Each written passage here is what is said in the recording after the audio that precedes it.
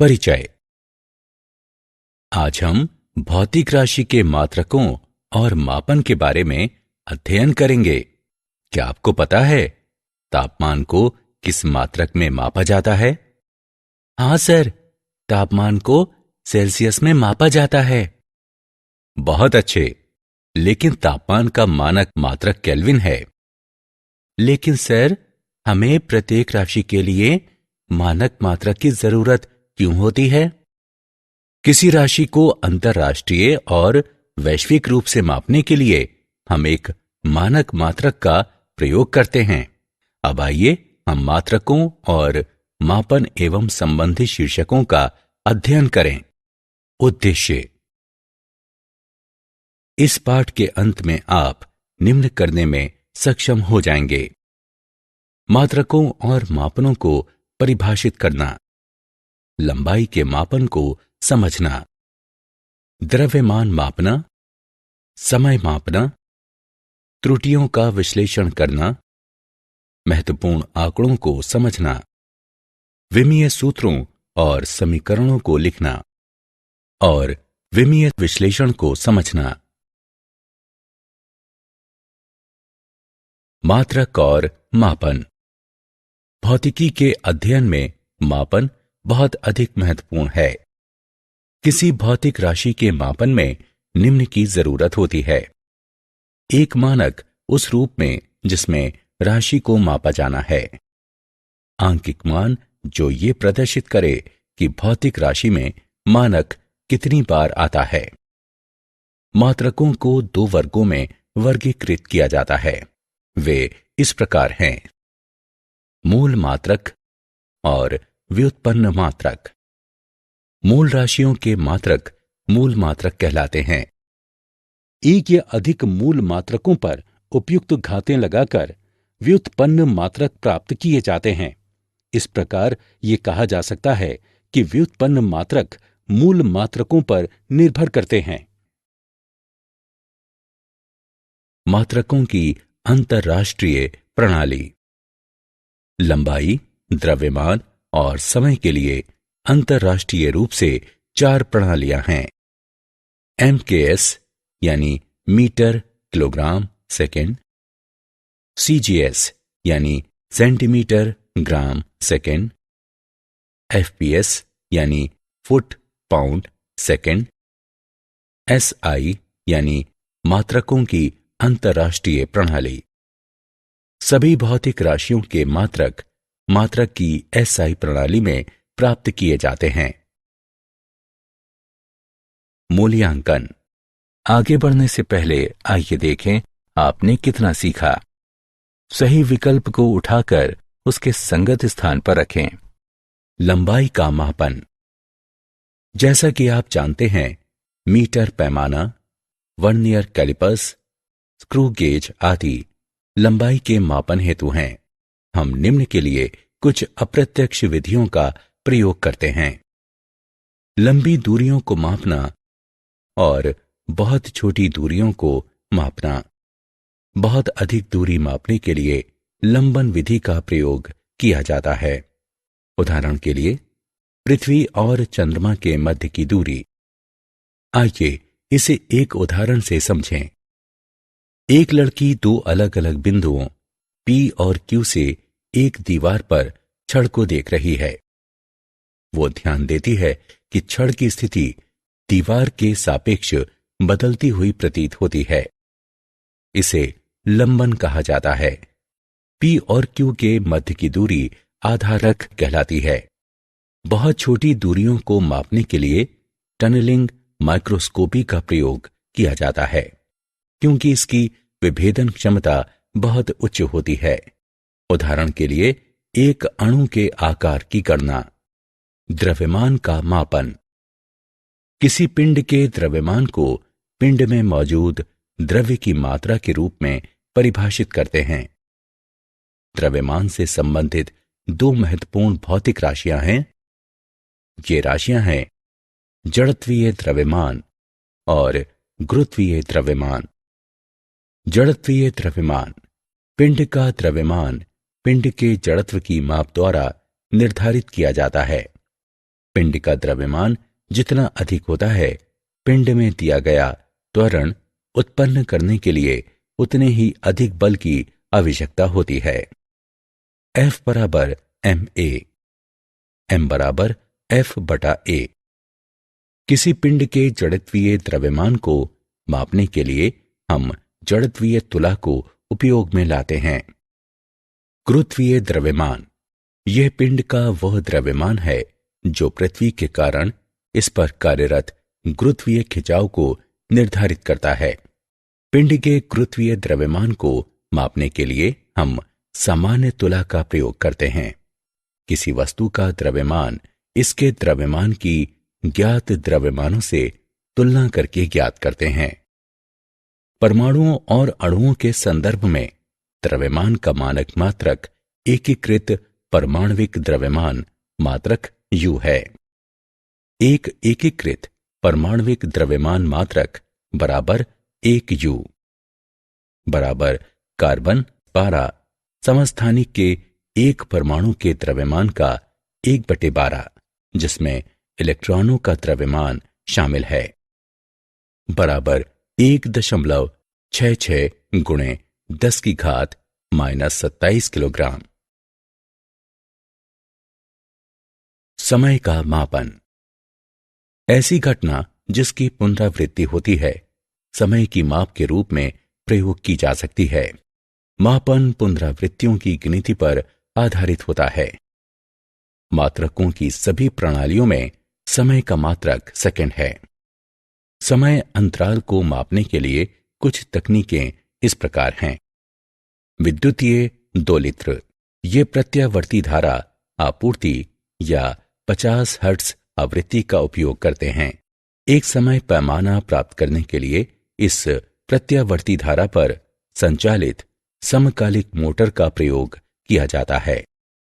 विद्युत चुंबकीय दोलित्र, एक अर्धचालक उपकरण द्वारा बहुत उच्च आवृत्ति के विद्युत चुंबकीय दोलन उत्पन्न किए जाते हैं। ऐसे दोलनों की लघु समयावधि का उपयोग लघु समय अंतरालों को मापने के लिए किया जा सकता है। क्वार्ट्ज क्रिस्टल घड़ियां, क्वार्ट्ज क्रिस्टल घड़ी प्याजो विद्युत प्रभाव प्रदर्शित करती हैं। उत्पन्न दोलनों का उपयोग समय अंतरालों को मापने के लिए किया जा सकता है। परमाणविक घड़ियां, इन घड़ियों को परमाणुओं के भीतर आवर्ती कंपनों को मापने हेतु उपयोग में लाया जाता है। रेडियो एक्टिव तिथि, समय बीतने के साथ साथ जिन रेडियो एक्टिव परमाणुओं का क्षय हो चुका है उनसे मौजूद परमाणुओं की संख्या के अनुपात को नोट करके लंबे समय अंतरालों को मापने के लिए इस तकनीक का प्रयोग किया जाता है। जीवाश्मों की आयु का अनुमान लगाने के लिए कार्बन का उपयोग किया जाता है। त्रुटि, किसी माप उपकरण द्वारा प्रत्येक मापन के परिणाम में कुछ अनिश्चितता होती है। मापन की त्रुटि को अनिश्चितता के एक प्रकार के रूप में परिभाषित किया जाता है। एक मापन की शुद्धता वो माप होती है जो ये बताती है कि मापा गया मान राशि के वास्तविक मान के कितना निकट है। परिशुद्धता हमें ये बताती है कि राशि को कितनी विभेदन क्षमता या सीमा तक मापा जाता है। त्रुटियों के 3 प्रकार हैं। निरपेक्ष त्रुटि, ये इसके मापे गए मान और वास्तविक मान के मध्य का अंतर है। सापेक्षिक त्रुटि, इसे इसके मापन की निरपेक्ष त्रुटि और इसके वास्तविक मान के अनुपात के रूप में परिभाषित किया जाता है। प्रतिशत त्रुटि, ये 100 के साथ इसकी सापेक्षिक त्रुटि का गुणनफल है। उदाहरण, आइए त्रुटियों का एक उदाहरण लें। एक संधारित्र की धारिता C बराबर 2.0 प्लस या माइनस 0.1 माइक्रोफैरड, जैसे V बराबर 20 प्लस या माइनस 0.2 वोल्ट की वोल्टता तक आवेशित किया जाता है। संधारित्र पर कितना आवेश Q होगा? उपयोग करें Q बराबर CV। आइए हल देखें। Q बराबर CV। गणना करने पर हमें प्राप्त होता है Q बराबर 40 गुणे 10 की घात -6 कूलॉम। C में त्रुटि बराबर 2 में 0.1 भाग बराबर 5%। V में त्रुटि बराबर 20 में 0.2 भाग बराबर 1%। Q में त्रुटि बराबर 5% प्लस 1% बराबर 6%। इसलिए आवेश Q बराबर 40 प्लस या -2.4 गुणे 10 की घात -6 कूलॉम। सार्थक अंक। मापन में सार्थक अंक को उस मापन में ज्ञात मात्रकों के रूप में परिभाषित किया जाता है। किसी मापन में सार्थक अंकों की संख्या इसकी शुद्धता के स्तर को प्रदर्शित करती है। इसका अर्थ है मापन में सार्थक अंकों की संख्या जितनी अधिक होती है उस मापन की शुद्धता उतनी ही अधिक होती है। आइए एक उदाहरण लें। 1000 सबसे परिशुद्ध है क्योंकि इसमें 4 सार्थक अंक हैं। सन्निकटन करना यह एक ऐसी प्रक्रिया है जिसके द्वारा सार्थक अंकों की संख्या को जरूरत के अनुसार घटाया जा सकता है। आइए एक उदाहरण लें। L बराबर 2.6587 सेंटीमीटर। सन्निकटन करने पर L बराबर 2.659 सेंटीमीटर। उदाहरण। आइए सार्थक अंक का एक उदाहरण लें। एक घन की भुजाओं को 6.052 मीटर मापा जाता है। इस घन का आयतन और संपूर्ण पृष्ठ क्षेत्रफल उपयुक्त सार्थक अंकों तक ज्ञात करें।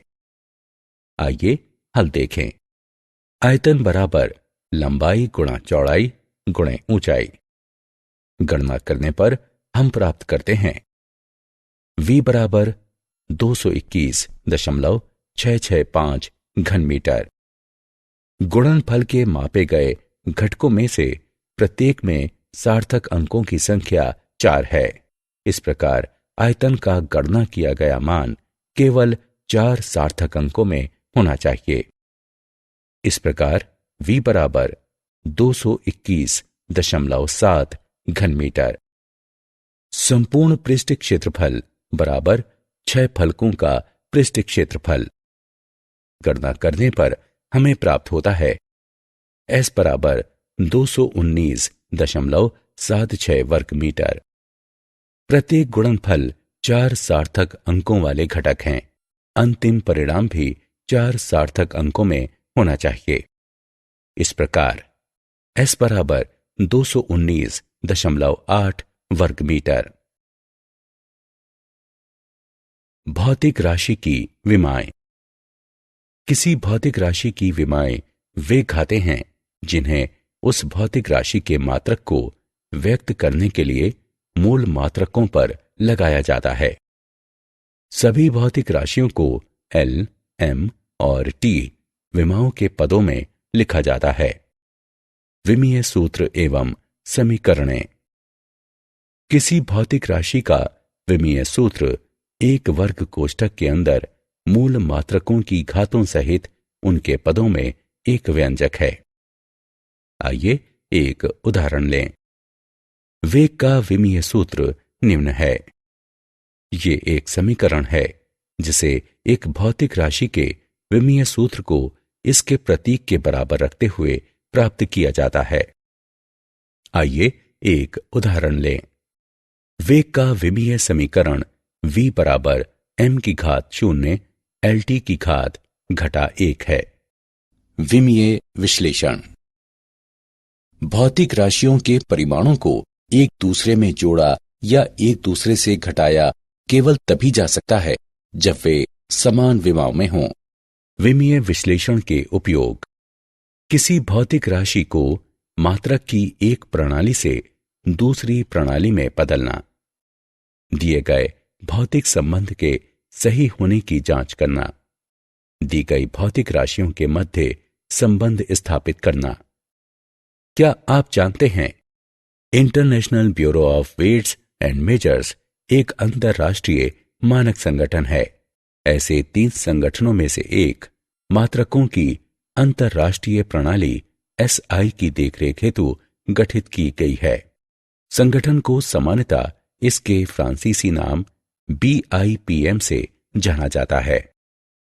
1893 में शिकागो में धारा और प्रतिरोध के लिए जिन विद्युत मात्रकों को अपनाया गया उन्हें अंतर्राष्ट्रीय कहा जाता है और अंतर्राष्ट्रीय एम्पियर और अंतर्राष्ट्रीय ओम की परिभाषाओं की पुष्टि 1908 में लंदन के अंतर्राष्ट्रीय सम्मेलन में की गई। परिभाषित किए जाने के लिए तापमान पैमानों के प्रयोग करने का तरीका ऊष्मागतिकी तापमान को व्यक्त करने के लिए ये सामान्य विधि है। प्रतीक T संदर्भ तापमान T0 बराबर 273.15 केल्विन हिमांक से इसके अंतर के पदों में ये तापांतर 1 सेल्सियस तापमान कहलाता है। सारांश। आइए हमने जो कुछ सीखा है उसे संक्षेप में दोहराएं।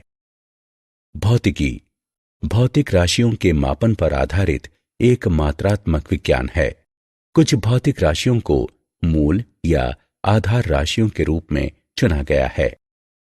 मात्रकों की अंतर्राष्ट्रीय प्रणाली SI 7 मूल मात्रकों पर आधारित है, जो वर्तमान में अंतर्राष्ट्रीय रूप से स्वीकृत मात्रक प्रणाली है और व्यापक रूप से पूरी दुनिया में उपयोग में लाई जाती है।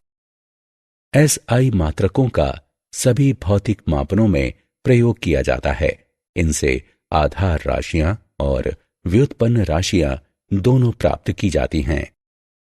भौतिक मापनों को वैज्ञानिक संकेतन में छोटी या बड़ी राशियों में 10 की घातों के साथ व्यक्त किया जाता है। किसी भी भौतिक राशि की गणना करने में संबंध में शामिल व्युत्पन्न राशियों के लिए मात्रकों को बीजगणितीय राशियों के रूप में माना जाता है, जब तक कि अभीष्ट मात्रक प्राप्त नहीं हो जाते। भौतिक राशियों के मापन के लिए प्रत्यक्ष और अप्रत्यक्ष विधियों का प्रयोग किया जाता है। परिणाम को व्यक्त करते समय मापन में त्रुटियों के साथ सटीकता और परिशुद्धता का ध्यान रखा जाता है।